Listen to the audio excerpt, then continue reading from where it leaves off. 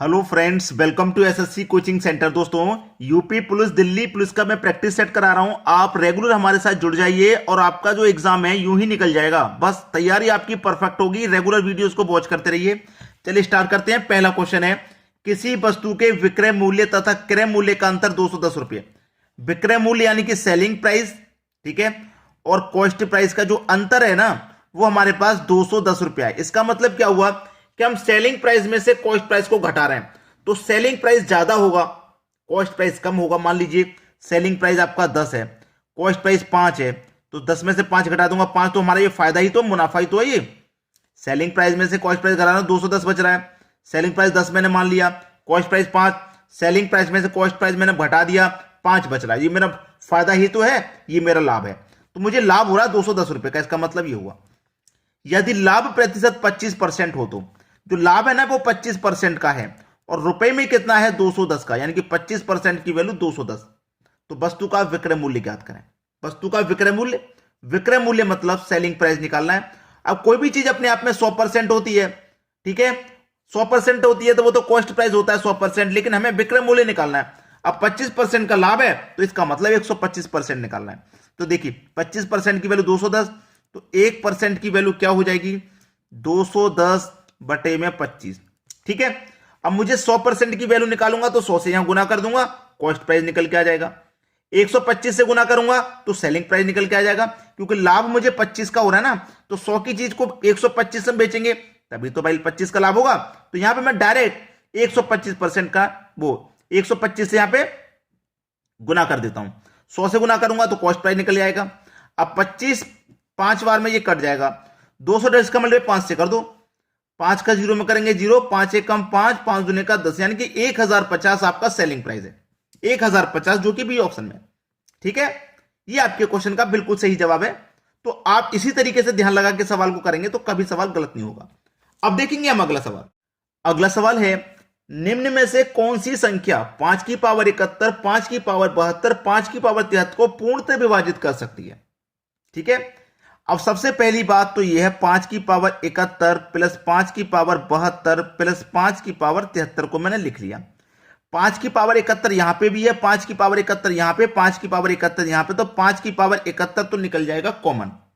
यहां से 5 की पावर 71 पूरा गया तो 1 बचा, 5 की पावर 71 गया तो 5 की पावर 1 बचा, 5 की पावर 71 गया, 73 में से 71 गया तो 5 की पावर 2 बचा, ठीक है। 5 की पावर 71, 1, 5 की पावर 1 का मान 5, 5 की पावर 2 का मान 25, ठीक है। 5 की पावर 71, 25 5 30, 30 में जोड़ देंगे 1 तो हो जाएगा 31। ये कितना हो गया, 31 हो गया, ठीक है। ये कितना हो गया भैया, 31 हो गया। अब देखिए 31 से कौन सा ऑप्शन पूरा पूरा कट रहा है, ये देख लीजिए आप। 31 से कौन सा ऑप्शन पूरा पूरा कट रहा है, तो 31 से 155 आपका पूरा पूरा डिवाइड हो रहा है। पूरा पूरा डिवाइड हो रहा है कि नहीं, बस यही सही जवाब है आपका। यानी कि 155 वो संख्या है जो इस पूरी संख्या को डिवाइड कर देगी। निकालने का सबसे आसान तरीका बता रहा हूं मैं, ठीक है, सबसे आसान तरीका। अगर नहीं कटे तो क्या करेंगे, यहां पे जो पावर 71 थी ना, पावर 70 रखेंगे, एक पावर इधर भेज देंगे 5 को, तो 5 गुने 31 दोनों का हम कर देंगे मल्टीप्लाई। कितना आ जाएगा, दोनों का मल्टीप्लाई करेंगे तो 155 आ जाएगा कि नहीं, 155 आ गया, 155 कट रहा है, ठीक है। इस तरीके से चलिए अब देखते हैं अगला सवाल। अगला सवाल है, 4 वर्षों के अंतराल में जन्मे 4 बच्चों की आयु का योग 48 है, तो सबसे छोटे बच्चे की आयु ज्ञात करें। भाई 4 वर्ष के अंतराल से 4 बच्चों का जन्म हुआ है, सबका 4-4 वर्ष का अंतर है। तो पहला बच्चा x है, तो दूसरा बच्चा क्या हो जाएगा, x प्लस 4। भाई दूसरे की जो आयु होगी पहले वाले से 4 बड़ी होगी, 4 का अंतर होगा ना। जो तीसरा होगा वो क्या होगा, x प्लस 8, ठीक है। जो चौथा होगा वो होगा x प्लस 12, और इनकी सबकी आयु का योग जो है 48 है। पहला x, फिर x प्लस 4 यानी कि x से 4 वर्ष बड़ा, फिर x प्लस 8 यानी कि 8 4 से, और 8 हो गया ये, फिर 8 से 12 हो गया, 4-4 वर्ष का अंतर है सब में। 1x 2x 3x 4x, कितने x हो गए, 4x, ठीक है, प्लस 4 और 8 12, 12 और 12 कितना हो गया भैया, 24 बराबर 48, ठीक है। 4x बराबर 48, ये प्लस का 24 बराबर के इधर आके माइनस का 24 हो जाएगा। 4x बराबर 48 में से 24 जाएगा तो 24 ही बचेगा। 4 से कटा दो 24 को, 6 बार में कटेगा, यानी कि x का मान कितना आ गया, 6 आ गया। तो सबसे छोटे बच्चे की आयु पूछ रहा था, सबसे छोटा कौन है हमारे पास, x, और दूसरा तो x से 4 वर्ष बड़ा है। ठीक है, तो सबसे छोटे की आयु कितनी हमारी, 6 वर्ष हो जाएगी। सी ऑप्शन है सही जवाब। चलिए अब देखते हैं अगला सवाल है, कोई राशि 12.5% की वार्षिक साधारण ब्याज पर दोगुनी हो जाती है तो उस राशि के लिए कितना समय लगेगा। ठीक है, इसके लिए एक फॉर्मूला होता है n-1 डिवाइड में, अगर रेट है तो रेट रख लेना है और टाइम है तो टाइम रख लेना है, और गुने क्या कर देना आपको 100। ठीक है, n-1 रेट है तो रेट, टाइम है तो टाइम। अब ये क्या बोला, दोगुनी। n का मतलब दो गुनी या 3 गुनी या 4 गुनी, कुछ भी कहते वो n का मतलब होता है। ठीक है, तो n का मतलब क्या, 2 गुनी, माइनस उसमें से 1 करेंगे। रेट दे रखा है 12.5, 12.5 का मतलब क्या होता है, 25/2 12.5 होता है, और गुने कितना हो गया भैया, 100। अब 2 में से 1 गया तो 1 बचा, बटे में 25/2। अब ये नीचे वाला 2 है, ये मल्टीप्लाई में कहां पहुंच जाएगा, ऊपर पहुंच जाएगा। मल्टीप्लाई में कहां पहुंच जाएगा, ऊपर। ठीक है, और गुने कितना है, 100। बस सवाल खत्म हो गया भाई। 25 से 100 कटेगा 4 बार में, 1 कमल पे 2 से करेंगे 2, और 2 चौके कितना हो गया, 8। 8 वर्ष लगेंगे।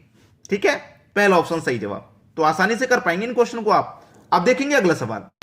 अगला सवाल है, यदि 10 संख्याओं का समांतर माध्य 35 है और प्रत्येक में 2 जोड़ दिया जाए तो संख्याओं की नई श्रेणी का माध्य क्या होगा। देखिए ये सवाल बार बार आता है और कंफ्यूज करके चला जाता है। 10 संख्याओं का समांतर माध्य 35 है, समांतर माध्य कितना है, 35। 10 संख्याओं का समांतर माध्य 35 है, योग कितना हो जाएगा, 350 हो जाएगा। ठीक है, अब ये जो माध्य है ना आपका 35, ये जो माध्य है आपका 35, ये तो मैं आपको तरीका बता रहा हूं। ठीक है, 10 संख्याओं का समांतर माध्य 35 है तो योग कितना हो जाएगा, 350 हो जाएगा। ठीक है, प्रत्येक में 2 जोड़ने के लिए कह रहा है, प्रत्येक में 2, यानी कि 10 संख्या है हमारे पास, तो 10 में 2 जोड़ेंगे तो सीधे 2 से मल्टीप्लाई कर दूं, कितना हो जाएगा भैया, 20 हो जाएगा। अब 350 में मैं 20 जोड़ दूंगा तो कितना हो जाएगा भैया, 370 हो जाएगा। कितना हो गया, 370 हो गया। 370 हो गया, संख्या हमारे पास कितनी है, 10 है, 10 से डिवाइड कर दूंगा, समांतर माध्य कितना आ गया, 37। 37 आ गया समांतर माध्य। ठीक है, जो नया माध्य पूछा है। लेकिन इतनी कैलकुलेशन ना करके अगर मैं डायरेक्ट करूं कि हमारे पास जो माध्य है 35 और वो प्रत्येक में 2 जोड़ने की बात कर रहा है, तो सीधे माध्यम में 2 जोड़ दूंगा तो मेरा डायरेक्ट आंसर वैसे भी आ जाएगा, बिना कैलकुलेशन के आ जाएगा कि नहीं। तो कितना भी जोड़ने के लिए कह दे, जो माध्य है आप उसी में जोड़ के कर दीजिए, आंसर आ गया 37, बिल्कुल सही जवाब। ठीक है, चलिए अब देखेंगे अगला सवाल। अगला सवाल है, 1 रुपए में 4 वस्तुओं को बेचने पर एक व्यक्ति को 25% का लाभ होता है। यदि वह 1 रुपए में 2 वस्तुओं को बेचे तो लाभ प्रतिशत क्या होगा। देखिएगा सवाल बहुत अच्छा है, रुपए बटे में लिखो वस्तु, बहुत अच्छा सवाल है। देखिए सवाल क्या कह रहा है, जो रुपए है ना, 1 रुपए में 4 वस्तु बेच रहा है, वो 1 रुपए में 4 वस्तु बेच रहा है। ठीक है, जब 1 रुपए में 4 वस्तु जब बेच रहा है वो, तो 1 रुपए में 2 वस्तु बेचे, कितना, 1 रुपए में जब वो 2 वस्तु बेचेगा तो उसे क्या होगा, लाभ प्रतिशत उसका क्या होगा, नहीं पता। ठीक है, लेकिन यहां पे 25% का लाभ हो रहा था, तो 25% का लाभ कब होगा, जब 100 की चीज को हम 125 में बेचेंगे। ठीक है, यानी कोई चीज 100 की होगी और उससे आगे हम कितनी बेचेंगे। यहां तो 25% का लाभ है तो मैंने 125 ले लिया, भाई 25 का लाभ है तो 100 में 25 जोड़ के बेचेंगे। लेकिन यहां कितने का लाभ होगा नहीं पता, तो जो भी लाभ होगा उससे हम 100 में जोड़ के बेचेंगे तभी तो होगा, लेकिन अभी पता नहीं है ना कितना जोड़ के बेचा, तो हमने उसे x मान लिया।